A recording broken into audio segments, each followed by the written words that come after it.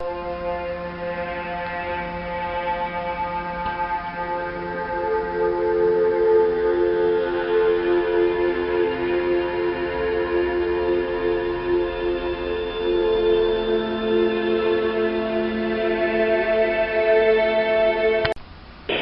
the world's fastest growing religion, Islam. The Chicago area alone, home to an estimated 400,000 Muslim faithful. Tonight, why some people are making the switch to a religion many Americans have trouble understanding, Mark Saxenmeyer has our special report.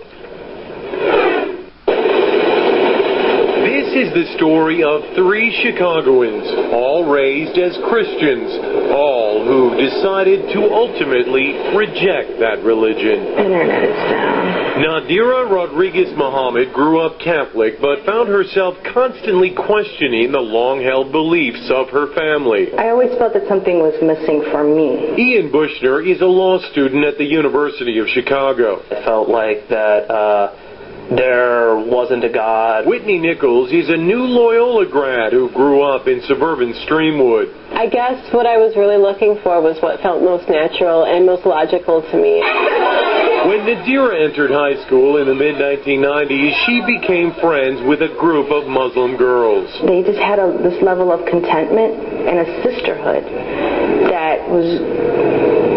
I wanted to be a part of that. Ian drifted towards the Muslim students at his high school as well. I remember defending some of my friends at school from accusations, after 9/11, and then I started reading the Quran. I said, oh, here is a form of God that I've never been presented before. After September 11, the interest actually increased. Dr. Assad Basul is professor at Chicago's Islamic American College.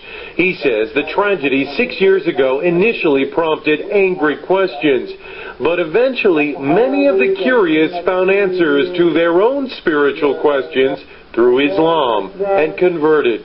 Sometimes, negative things bring positive things. In fact, according to a first-ever random sampling of American Muslims by the Pew Research Center, 21% of the nation's 2.4 million Muslims are converts to the faith. Eventually, I realized that I was looking to the Quran for advice, for direction, and at the point that you believe that the Quran is revelation from God, then you're a Muslim. The conversion has meant many changes in their lives. Ian prays 5 times a day. You'll finish a prayer and realize, I've just screwed something up. I've done something mean to somebody. Let me go back and correct that. Nadira wears the scarf, or hijab as it's called. It is part of my character, modesty. It's just part of who I am. I don't know if I'll ever be ready to wear the hijab. I've become more modest. I won't wear tank tops and I won't wear shorts. Whitney says she has had to constantly defend her new religion. My father asked me right after I converted, why do you want to be associated with these terrorists? And I'm like, this is what terrorists. And I'm like, this is what you see? Oh no. And we kind of have to deal with the backlash of those who have chosen to do something so horrible. But all say there is no going back. At some age, everyone must decide what they believe and live their life accordingly. I'm Mexican, I'm a female, and I chose this for myself. If you have a personal, relationship with God, whatever that may be, however that may be, then you're in a good place. Mark? Many Western Muslims have to cope with assumptions about race as much as religion, but increasing numbers of converts don't have that problem.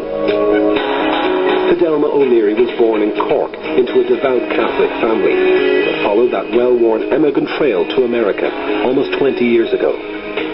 I grew up in a household that prayed the Angelus when the church bells rang, prayed the rosary as a family together almost every evening. For Mom and Dad, being Catholic wasn't just about going to Mass on Sundays.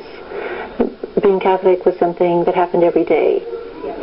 That's why I think for me, being Muslim and praying 5 times a day, it's easy.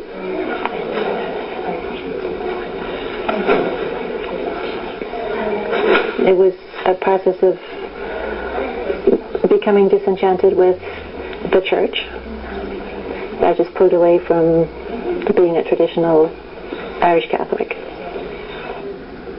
Today, Fidelma lives in the Texas state capital, Austin, and is professor of biology at St. Edward's University. You find someone poking around inside your nostril, right? They're just worried about you. Okay?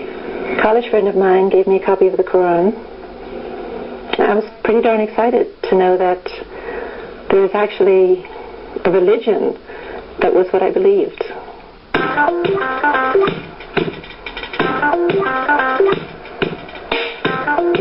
I've been Muslim for about 25 years. And I can remember a time when I was the only convert I knew. Now, I mean, my circle of friends is half converts. Most Friday mornings, Fidelma hosts a prayer group at her home, and among the faithful are two other Irish converts, Eileen and Michelle. Hey, they got these from Aaron, and I am the best of them all. The word is becoming quite secular, and I think that's okay for a while, but then people look for meaning and they look for significance. Jesus said, I am indeed a servant of Allah.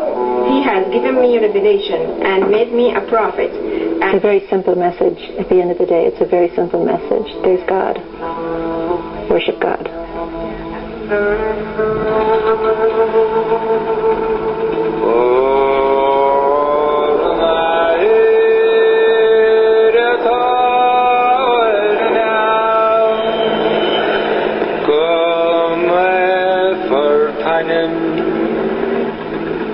We followed Fidelma and our daughter Sarah back to Cork during the Christmas holidays. The journey would deliver an intimate encounter between a modern Muslim and Catholic tradition. It was difficult for them to hear. They identified very strongly with being Catholic. It was hard for them, and they knew nothing about Islam. You talk about misrepresentations of Islam now. Well, go back to Ireland in the 70s, and it was more harshly misrepresented. I don't think you gave me a kiss. Give me a kiss and a hug for your auntie. What's your favorite auntie?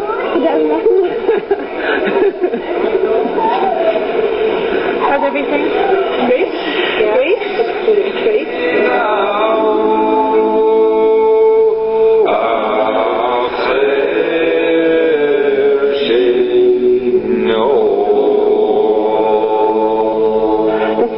Small little part of Cork City that I grew up in as a child.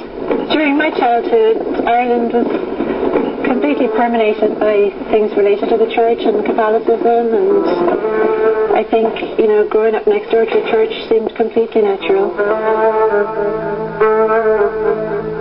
Even after I became Muslim, I used to come there from time to time with my parents just to, show them that respect, and brought my kids here so they could see it.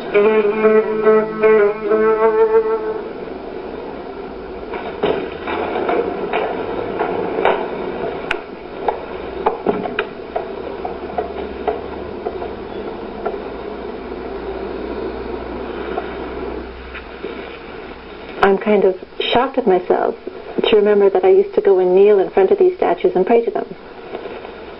And the thought of kneeling at a statue of some virtuous person who passed away and praying to that person is ludicrous to me.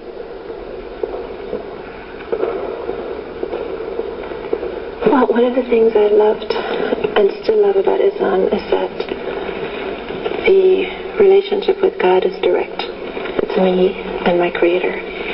And I don't require clergy people. I don't have to go through clergy to have access to God. So I can learn from scholars, but my access to God, my worship is direct. I stand before God and I worship, and I ask for help and I ask for guidance, and it's a very direct connection, and that means an awful lot to me.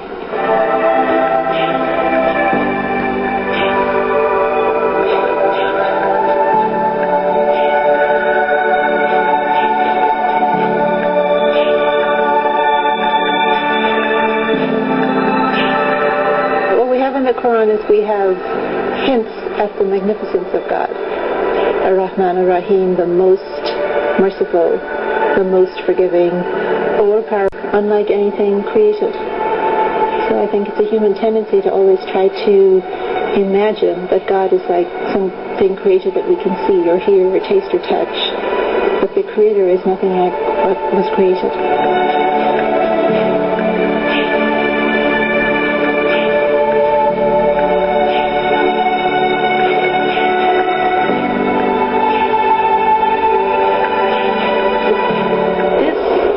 Creation. Yeah. And this makes me want to submit myself to God.